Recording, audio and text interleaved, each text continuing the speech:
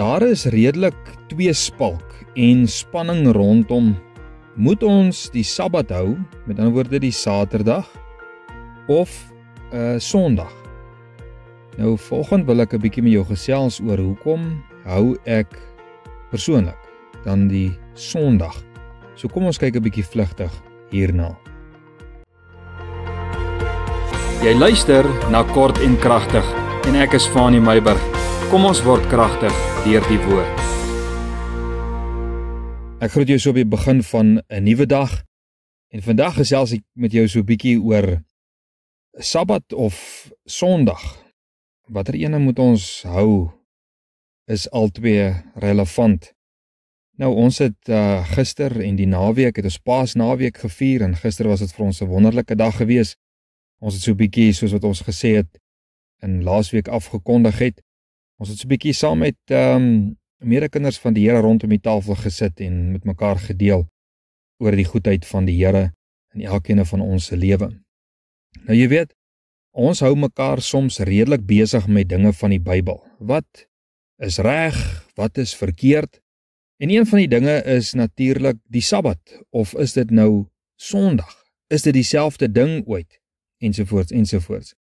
Maar sonder om baie uit te rek, wil ek net kortliks gou 'n bietjie raad met jou deel rondom hierdie saak. Nou Paulus sê in Kolossense 1 vers 16 en vers 17, hy sê laat niemand julle dan oordeel in spys of in drank of betrekking tot 'n fees of 'n nuwe maan of Sabbat nie, wat 'n skaduwee is van die toekomstige dinge. Nou Paulus sê heel eerste dat ons nie mekaar moet begin oordeel oor dinge van die wet nie, oor dinge soos die spys en die drank en die feeste, die nuwe maane en dan nou die Sabbat nie.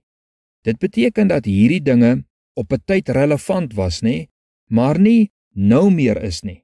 En die rede hoekom die dinge nie meer relevant is nie, is omdat Paulus verder sê dat hierdie dinge het gespreek van, en dit was 'n skaduwee, dit was 'n afbeelding van iets gewees. En nou dat ons die werklikheid het, het ons nie nodig om die afbeelding, die skaduwee, meer te doen nie.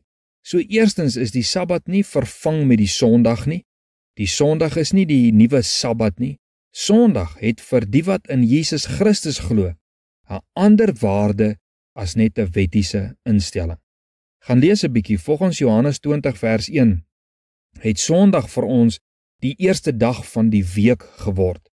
En ons noem dit die dag van die Here, want Jesus het op hierdie dag opgestaan uit die dood. En natuurlik sit ons weer eens nie Sondag op sy omdat dit vir ons 'n nuwe wet is nie, maar omdat dit die dag is waar ons Jesus se opstanding herdenk en alle ander geestelike begrippe beoefen, van lofprysing en aanbidding tot gebed vir alles en vir almal, van siek tot gesond en dan natuurlik die nagmaal, nê, en die onderrig uit die woord en die belewenis van die gawes en die bedieninge van die Heilige Gees.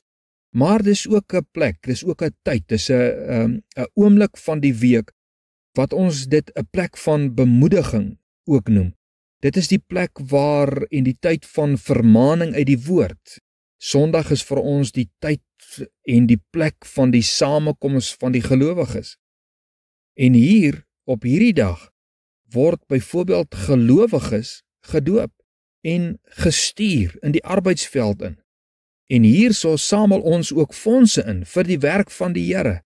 En hier word die liggaam versorg binne hierdie eerste dag van die week, die Sondag.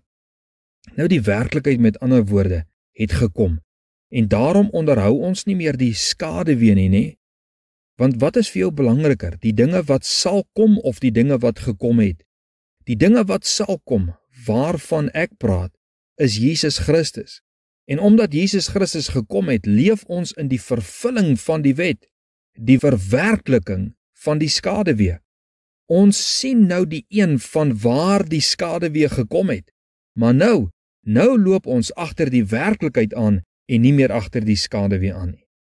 Die wat die dinge van die wet steeds onderhou nie, bely dan eintlik, as jy mooi daaroor dink, dat die werklikheid nog nie gekom het nie en ons steeds vir die werklikheid wat in Jesus Christus is, moet wag.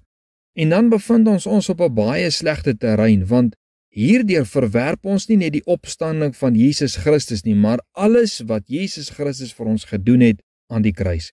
En as ons een deel van die wet doen, so sê die Bybel ook, dan moet ons wapen met die gedagte dat ons alle wette moet onderhou. Want jy kan nie een onderhou en die ander verwerp nie, want watter een is nou beter, watter een is nou slegter, watter een is nou reg, watter een is verkeerd, watter een is relevant, watter een is irrelevant, jy kan nie. As jy een onderhou, moet jy almal onderhou. En duidelik, sê God se woord, was dit onmoontlik vir die mens om by te hou by alle wette. Is dit nie so nie? En juist daarom het God tussen beide getree met Jesus Christus om die las te verlig. So daarom hou ons nie meer die Sabbat nie, maar ons hou die Sondag. Die Sondag het gekom tot vervulling van die Sabbat. Ons leef nou in die werklike. Ons leef nie meer in die skaduwee nie. Ons leef nie meer in dit wat sal kom nie, maar ons leef in die vervulling van hom wat gekom het. Nou met alles wat ek nou gesê het, weet ek dat daar heelwat hare gereis het, maar ek glo, en ek wil dit vanmôre ook vir jou sê, die Bybel verklaar homself en ons opinies oor sake is irrelevant wanneer die woord homself duidelik verklaar. Kind van die Here, rus in die Here en maak nie van die Bybel 'n regterstoel nie. Onthou dit, baie belangrik.